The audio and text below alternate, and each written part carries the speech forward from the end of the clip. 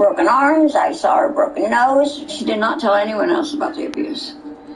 The only reason she talked to me about it was because I saw it and I questioned her about it. Because at trial, there's nobody to understand it.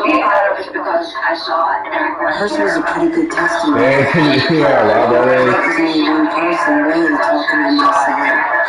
I was really surprised. And I mean, it's shocking later when the incident happened, but just once we know the background of it, and to know how much trouble she had with him was really, it was devastating. I wish that she had told me. She must have been ashamed. I think that that's what it was. I think that she didn't want people to know. I think she was just ashamed. Why aren't we discussing physical? On the night of the shooting, McNeil's attorney said she suffered abuse, and she finally struck back. During the course of trial, it is important to get information from witnesses who are present during the event. Now, they may not have witnessed all of it, but they may have seen a portion of it. So I needed Shantina in order to describe the interaction between Ray and Sally when Ray got home. The day I testified, I think I was 12 years old. I remember him asking me about what did I hear, and I told him that my dad was choking my mom, and I remember explaining the sounds because I knew. And he said, well, how did you know your dad was choking your mom? And I said, because whenever he chokes her out, she makes these sounds. And I remember feeling embarrassed, but I had to say it because they weren't asking a lot of questions. And I said, well, when my dad does choke my mom, these are the sounds she makes. Because I've seen him choke her, I've heard him choke her, I've banged on the door to try to get him off of her. Shantina became emotional during both direct and cross-examination, and I'm asked that the examination be terminated. And the judge was sympathetic to the child and really stopped the examination. I felt like my mom's lawyer didn't do enough questioning me. I was just in and out. And I wanted to tell my mom's story. I wanted to tell everybody what happened. And I just felt like they were just asking all the wrong questions. They weren't asking about what my mom had to go through, what my mom's feelings and mentality was. It made sense for them to not let me go on the stand because I was younger. But I was very sad and upset that they did not interview me because I had a lot of things that I needed to say, and I wouldn't have cried at all. I would have told the truth of the pure hell that went on in that house.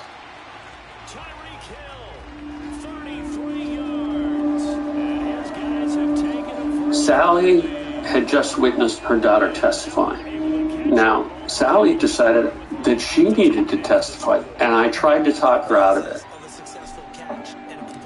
By the time I represented Sally, I had tried well over 100 criminal trials.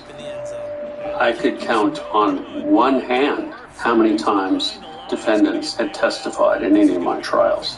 And I can recall... I think I'm going to finish this match before I start. I thought it wouldn't hurt. And Sally McNeil was not one of those two. I wanted to tell my side of the story and tell how the DA was not looking for the truth. He wanted to win at all cost. I don't think my lawyer wanted me to testify, but I ended up testifying, and I think that was the worst thing I could have done. She got up on the stand and took the oath to tell the truth, and then she just got rigid, turned into a little Marine who's going to show no emotion whatsoever, answered my questions, yes, sir, no, sir. I was thinking to myself, this isn't going well. This is horrible. I knew when she was going to take the stand that I would dismantle her. And so that phase of cross-examination is just getting her to concede what you know she's going to concede to. For instance, you obtained a shotgun, yes or no? You know how to shoot a shotgun, yes or no? You loaded a shotgun, yes or no?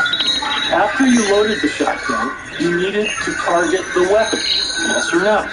She targets the weapon. You just take it incrementally. I put the gun in her hands, figuratively. I had her aim the weapon at Ray McNeil, figuratively.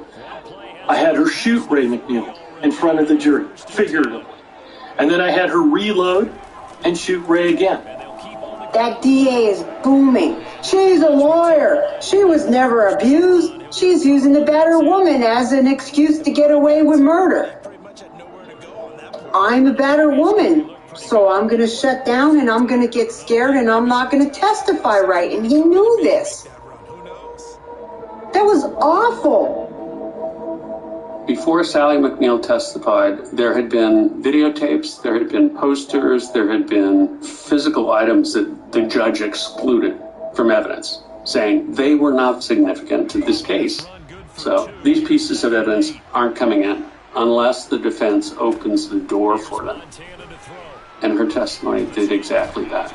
During the cross-examination, the prosecutor said, "You're known by the name of Killer Sally McNeil, isn't that true?" I'm the best wrestler.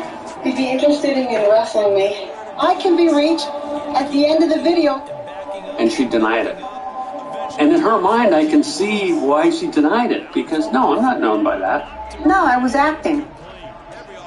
When I made these wrestling videos, I was acting. Sally is so literal. It wasn't a name to her. It was a character. If you had asked her, have you ever portrayed a character named Killer Sally McNeil, she would have said yes. But that's not the way he phrased it, and that's not the way she answered it. Because she answered no, an exhibit that had been excluded was now available for the prosecutor to use. The item was a poster to promote her video wrestling business. In it, she's posing with the murder weapon and titled Killer Sally McNeil. By the title on the poster, she's telling you what she's going to do with that murder weapon. She's a killer. It was devastating. It was absolutely devastating. Yeah, I think it was damaging that the DA showed that poster. I wasn't advocating violence. It just, that's what bodybuilders do to promote themselves. okay? I think I was in a dissociative state during the This match need to hurry the fuck I was up. like there but not. And I was thinking to myself, everything we've worked on is gone. And I actually thought, honestly, that he was going to get a first-degree murder conviction after that. Closing arguments wrapped up today in the murder trial of bodybuilder Sally McNeil. Today in court, McNeil kept quiet and didn't say much to anyone. Prosecutor Daniel Goldstein described Sally McNeil as a dangerous woman who has a lot of pent-up anger. In fact, Sally McNeil is a violent, aggressive individual. There's no greater experience than standing up in a closing argument and the world is your oyster, right? Just like I like this interview. There's nothing you can say that will make me not love it. Calling Sally McNeil a person who can claim the battered woman syndrome is like calling hockey a non-contact sport. Alright, fuck it. She's coming to get my ass. I think in society,